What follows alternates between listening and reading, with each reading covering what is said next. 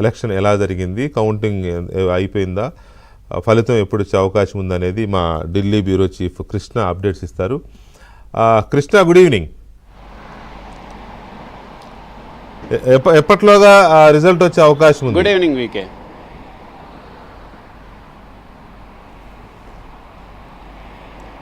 Counting అయితే start అయింది. మరికొద్ది సేపట్లో దీనికి సంబంధించినటువంటి ప్రకటన వెలువడే అవకాశం ఉంది. మొత్తానికైతే ఇందాక మనం చూసాం 5 గంటలకే, 10 గంటలకు ప్రారంభమైంది, 5 గంటలకి ముగిసింది. మొత్తం ఎన్డీఏకి సంబంధించినటువంటి వాళ్ళందరూ కూడా ఒక్క ఓటు కూడా మిస్ చేయకుండా వాళ్ళకు ఉన్నటువంటి 427 మంది ఒక్క ఓటు కూడా మిస్ చేయకుండా వాళ్ళు తమ ఓటు హక్కుని వినియోగించుకున్నారు. అయితే 13 మంది మాత్రమే తమ ఓటు హక్కుని వినియోగించుకోలేదు. దానిలో 4 బీఆర్ఎస్, 7 బీజేడీ, శిరోమణి అకాలీదళ్ ఒకరు, తర్వాత మరొకరు ఈ యొక్క ఇండిపెండెంట్, పంజాబ్కు సంబంధించినటువంటి ఇండిపెండెంట్. ఆ 13 మంది మినహాయిస్తే మిగతా వారంతా కూడా తమ ఓటు హక్కుని వినియోగించుకున్నారు. మొత్తం 788 టోటల్లో 7 సీట్లు వేకెంట్గా ఉన్నాయి. 781 మంది ఎలిజిబుల్ ఓటర్స్ ఉన్నారు. 768 ఓట్లు పోలయ్యాయి. 768 మంది తమ ఓటు హక్కుని వినియోగించుకున్నారు.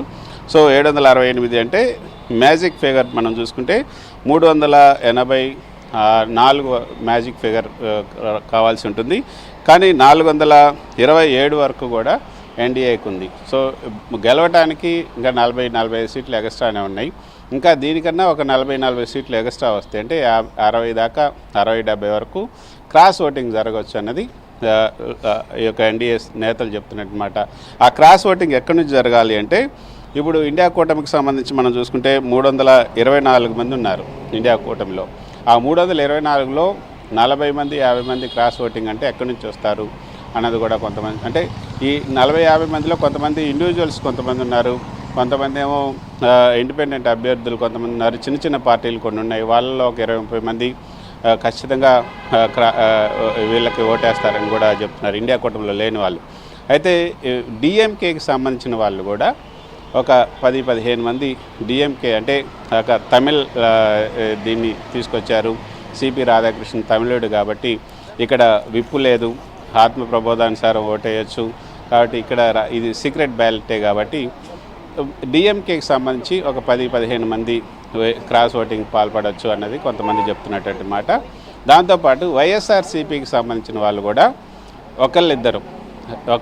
ఇద్దరు అని ప్రస్తుతానికి మనకు అందుతున్నటువంటి సమాచారం. వైఎస్ఆర్సీపీకి సంబంధించి కూడా 2 ఎంపీలు ఇటు ఏదైతే అవతల వైపు కాంగ్రెస్కు సంబంధించి నా ఓటు కూడా అటు వేసినట్టుగా తెలుస్తుంది సుదర్శన్ రెడ్డికి. వైసీపీ ఓపెన్ గానే, వైఎస్ఆర్ కాంగ్రెస్ పార్టీ ఓపెన్ గానే ఎన్డీఏకి మద్దతు ప్రకటించింది కదా, అయినా కూడా ఒక 2-3 ఇండి కూటమి అభ్యర్థికి ఓటు వేశారనే సమాచారమా? క్రాస్ ఓటింగ్ కి పాల్గొన్నారు. ఓకే, సమాచారం. సో ఈ సమాచారం, సో దానివల్ల ఇప్పుడు ఈ క్రాస్ ఓటింగ్ అటు జరిగింది, ఇటు జరిగింది, ఎటు ఎక్కువ జరిగింది అనేది మనకు తెలియాలి. కానీ డిఎంకే వాళ్ళు, అదేవిధంగా మిగతా కొన్ని పార్టీలకు సంబంధించిన వాళ్ళు కూడా క్రాస్ ఓటింగ్ పాల్పడ్డారు అన్నది ఇప్పుడు వీళ్ళు చెప్తున్నట్టనమాట. కానీ వీళ్ళైతే పక్కాగా 427 మంది ఏదైతే ఎన్డీఏ కూటమి ఉందో ఆ 427 రావటం ఖాయం. వీళ్ళల్లో ఒక్క ఓటు కూడా లేదు. సో ఈ 427 ప్లస్ వైఎస్ఆర్సీపీకి సంబంధించినటువంటి, అంటే వీళ్ళు లెక్కేసుకుంది 11 ఉన్నాయి. ఆ 11 కాకుండానే 427 ఎన్డీఏకి ఉన్నాయి. కాబట్టి దాంతో కూడా కలుపుకుంటే 438 అవుతుంది. సో ఆ 438లో ఒక 2 అటుపోయినా కూడా 436 అట్లా ఉండొచ్చు. సో ఇటు వైసీపీ ఇటు మొత్తం మద్దతు ఇస్తామని చెప్పినప్పటికీ కూడా 2-3 మాత్రం ఇండియా కూటమి అభ్యర్థికే ఓటేసినట్లుగా ఇక్కడైతే ఢిల్లీలో ప్రస్తుతానికి ప్రచారం జరుగుతుంది. అది ఎంతవరకు నిజం అనేది మరికొద్దిసేపట్లో తెలిసే అవకాశం ఉంటుంది.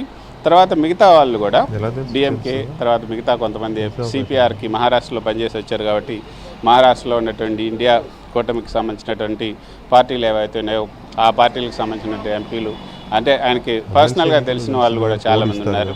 సో వాళ్ళను కూడా ఆయన రిక్వెస్ట్ చేసినట్టుగా కూడా తెలుస్తుంది. కాబట్టి ఆ మేరకు కొంత ప్రభావితం అయ్యే అవకాశం ఉంది. మొత్తానికి అయితే మరికొద్ది సేపట్లో దీనికి సంబంధించినటువంటి రిజల్ట్స్ వెలువడే అవకాశం ఉంది. VK right. Okay, thank you very much Krishna. చూద్దాం, ఆ రిజల్ట్ వచ్చినాక నేను మళ్ళీ మిమ్మల్ని అప్డేట్స్ తీసుకుంటాను. Thank you very much. ఇవి కౌంటింగ్కి సంబంధించి